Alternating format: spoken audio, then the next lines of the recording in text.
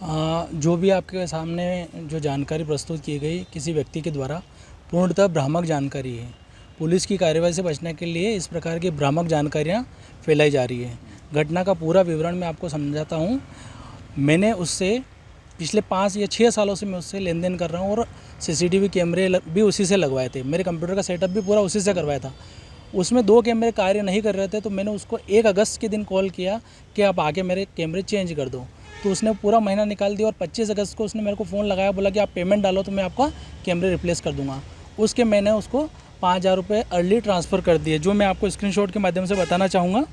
और उस करने के बाद भी उसने कोई संज्ञान नहीं लिया उस चीज़ का। फिर वो आया 28 तारीख के दिन। उसके मन में पता नहीं क्या चल रहा था, मारपीट के उद्देश्य से ही आया था। 3 लोगों को साथ में लेके आया, जबकि कैमरा अगर रिपेयर करने के लिए आएगा तो 1 व्यक्ति को साथ में लाएगा, 1 हेल्पर ले आएगा, 2 व्यक्ति आ जाएंगे।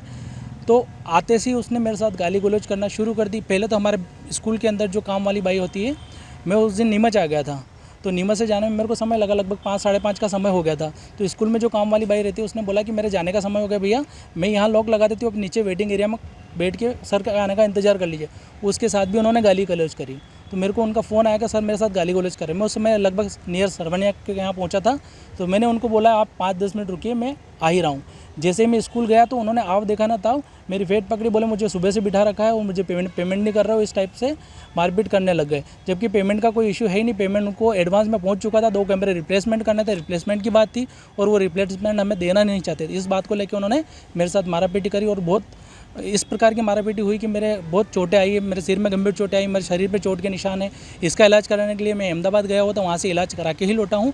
और मुझे मीडिया के माध्यम से पता चला कि उसने इस प्रकार की भ्रामक जानकारी दी है। मेरे द्वारा पुलिस सहायता मांगी गई, तुरंत पुलिस हेल्पलाइन पर कॉल किया गया, वहाँ से मुझे पुलिस सहायता भी प्राप्त हो चुकी है।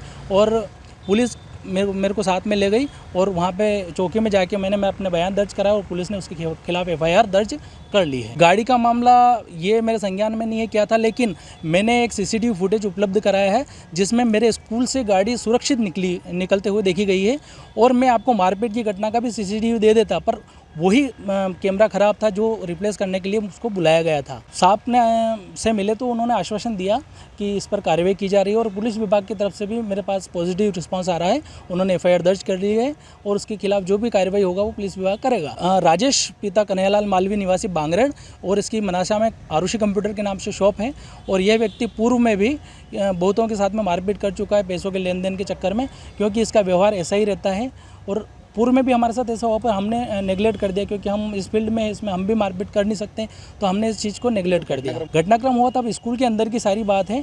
गांव वाले बाद में आए, बीच बचाव किया, उसमें बहुत सारे गांव वाले इकट्ठे हुए और बीच बचाव किया और उन्होंने उसको समझाने की कोशिश की। उल्टा उनके साथ भी वो गाली गलौज कर रहा था। वहाँ के एक निवासी उप सरपंच है वहाँ के, राजेंद्र सिंह पिता देवी सिंह राठौड़, उनके बारे में भी उसने गलत बयान दिया है। और उसने वो बल्कि पूरा CCTV में आप देख लेना, उसको फॉरवर्ड करके पूरा समझाते हुए दिख रहे हैं, बल्कि किसी ने तरीके से मारपीट नहीं की उन्होंने। बिल्कुल मैंने डायल 100 लगाया और पुलिस से मदद मांगी और 15-20 मिनट के अंदर पुलिस वहाँ पे उपस्थित हो चुकी थी।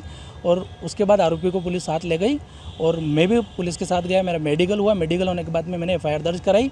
चूँकि मेडिकल में मेरे एविडेंस साफ थे तो मेरी FIR दर्ज कर ली गई पुलिस के द्वारा। तो मैंने उनसे बोला भाई आप नीचे उतर जाओ, सर आ रहे हैं आप नीचे बैठ जाना। तो उन्होंने मेरे साथ गाली गलौज की।